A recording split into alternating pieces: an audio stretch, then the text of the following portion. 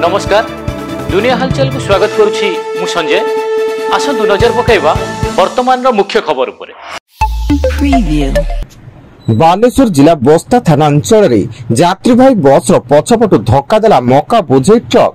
दुर्घटना रे बस हेल्पर समेत 3 जन गुरुतर होई बस्ता डाक्तरखाना भर्ती एवं बस ड्राइवर घटनास्थल चंपट मारथिया बेले ट्रक ड्राइवर को अटक रखिछि बस्ता थाना पुलिस। छत्तीसगढ़ में माओवादी आत्मसमर्पण जारी रही। कांकेर जिले में 21 जन हार्डकोर माओवादी आत्मसमर्पण करते बेले आज बीजापुर जिले में पुणी 51 जन माओवादी लाल संगठन छाड़ी आत्मसमर्पण करछन्ती। एमानक मध्य 9 जन महिला एवं 42 जन पुरुष नक्सल रही।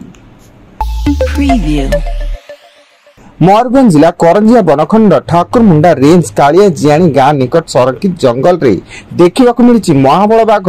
फल आखपाख ग्राम गुड़िक कोकुआ भय खेली जाइछि। सेपटे वन विभाग महाबल बाघ बोली चिन्हट कला परे निकटस्थ गाँ गुड़िक जाई डाकबाजी जंत्र साहाय्य सचेतनता कराउछि। झाड़ूदार चाकरियाल कोटी कोटी टंका ठकई करने मामला रे संबलपुर पुलिस 5 जन महिला समेत 18 जन को गिरफ्त करिछि। समस्त संबलपुर अंचल अधिवासी होता बेले सेमानक ठारू नगद 13 लाख टंका सह 8टी मोबाइल फोन और अनेक लोकों का आधार कार्ड बैंक पासबुक फोटो आदि जबत करा जाइछि। पाटना ब्लॉक अंतर्गत बाउंसुली छकटारे जड़े महिला ऊपर चढ़ीगला ट्रक। घटनास्थल में महिला मृत्यु घटता बेले मृतकों परिवार को क्षतिपूरण दाबी स्थानीय लोक 2 घंटा धरी रास्ता रोक करथिले। उक्त महिला जनक निज स्वामी सह रास्ता पार हेबा बेले एभली दुर्घटना घटितिला।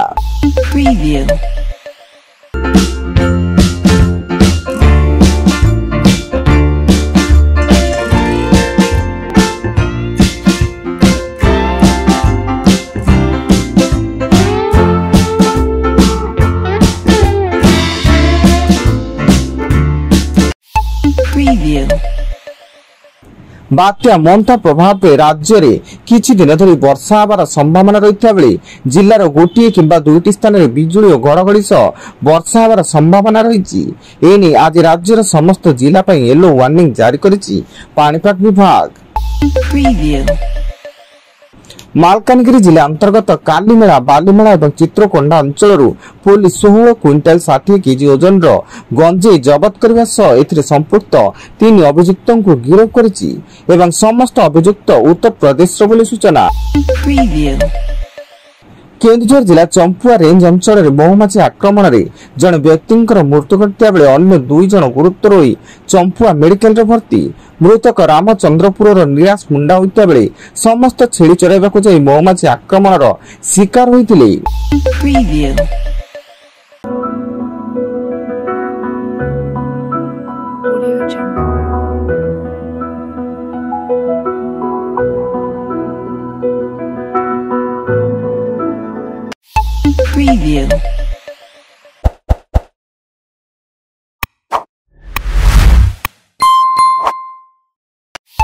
Preview.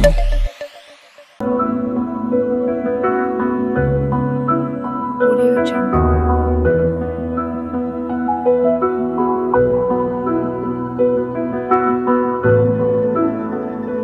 Audio Jungle.